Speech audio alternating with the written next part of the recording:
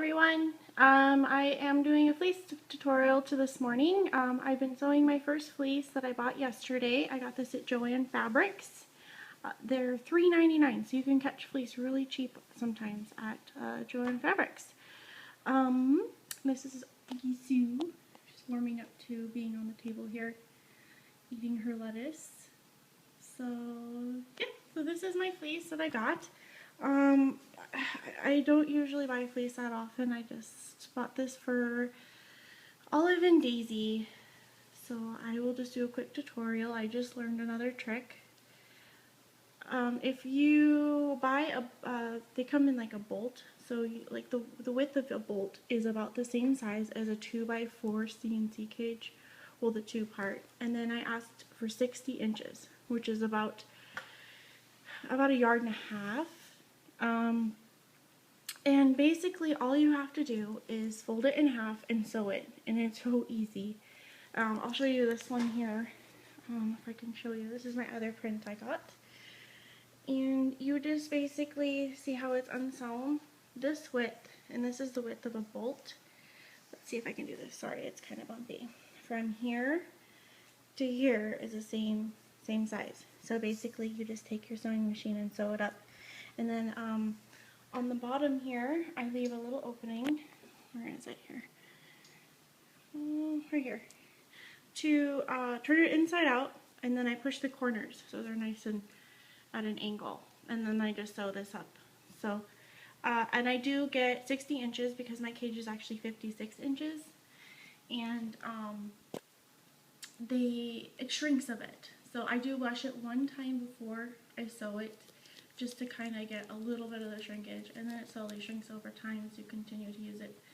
A lot of people use, they do wash it like 3 times. It's called wicking the fleece, and I don't really have time for that, or I don't want to spend the money in doing that, but sitting there washing fleece over and over again.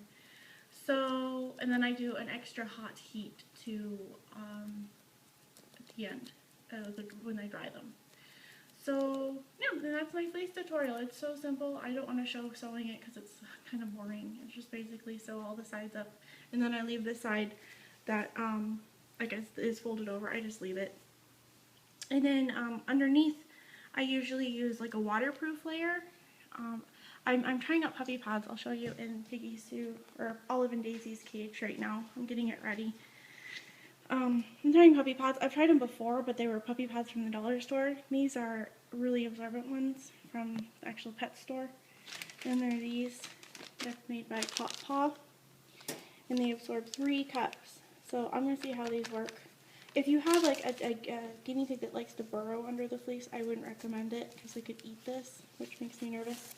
And they do have sticky stuff on this side. And I don't know if I'm going to use it yet, depending on, I don't think my other guinea pigs are going to be too active since they're older. And then over here in Piggy Sue and Patsy's cage, this is a little fancier fleece I did. I used to sew the backing, so I made like a back part, but it doesn't really matter. I just was trying to be fancy. And then underneath here, oh, there's a guinea pig poop I missed this morning. This is a crib, waterproof crib pad, which I really like using. I have 2 of them that I kind of rotate through. And then if they're not clean, I just put a towel under there and make sure the towel stays dry. I might change it out. And then of course I use the towels under here, where they like to sleep. Oh, looks like they ate a treat on there and made a big mess. So yeah, that's the guinea pig cages, and that's what I'm trying to do. I'll let you know how this works, the puppy pads. I see a lot of people do this. No, I don't know. It might work. So, and then I was going to show you my other fleece projects. These are another one. This is my first fleece I sewed. It was it's all cattywampus. I don't really use it that often. And this is another one of my fancy ones. You can sew a backing, but it just costs extra money, and I don't know. It was a lot of work. I had to like lay it out, and fleece is really hard to like match up the ends, so it kind of drove me nuts. And then I sew like a little piece to go upstairs in their loft.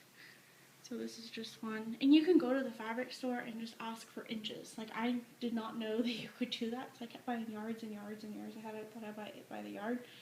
No, just ask for however many inches you need. And this is my first tunnel I made. It's not the greatest, and if you want to experiment making tunnels and stuff, your guinea pigs really like like tunnels like this. Like my guinea pigs adore this. And you can see I'm not very good sewer. I messed up on it. But the guinea pigs don't care. It's fun if you're not a good sewer.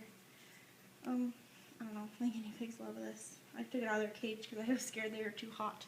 Because I put batting in it and then I rolled it over. So, and yeah. And then this is my sewing machine.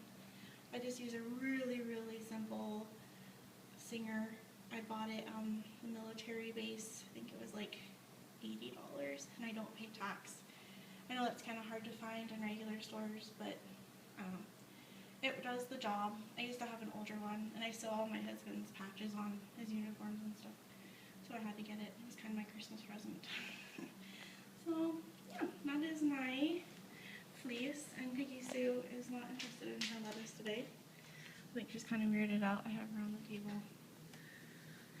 I'm really careful I don't let her run off. I've been glancing back at her as I'm filming this, so don't worry, I'm not letting her fall off.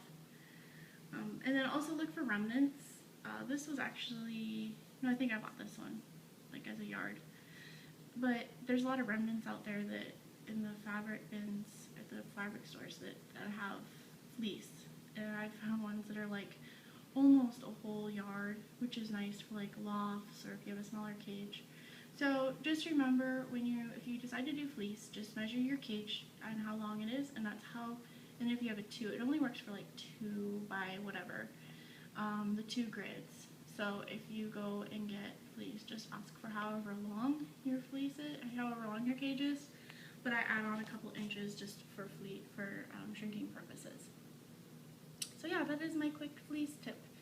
I know a lot of people sew like waterproof liners and that sort of thing, and I don't do that. It just makes too much of a hassle for me, and I just want to get it done. Like I said in the past, I only really have like 2 hours in the afternoon to get anything done without my son. When I try to sew when he's around, it's impossible. So I just gotta do quick as possible. And I really like fleece over shavings. It's so much less of a mess. And you only have to change your cage once a day and change out towels and stuff, so it's much easier. Oh, and washing your fleece. I use regular laundry detergent, and some people say, no, use vinegar. I do a vinegar wash once in a while. I kind of go by the rule. If you have children and you've used cloth diapers, like a lot of people do, like a huge like vinegar wash through them all, and that, I don't know, it helps, but not a lot. So anyways, I will talk to you guys later. I gotta go and get on with my day today. I just thought I'd share my quick tips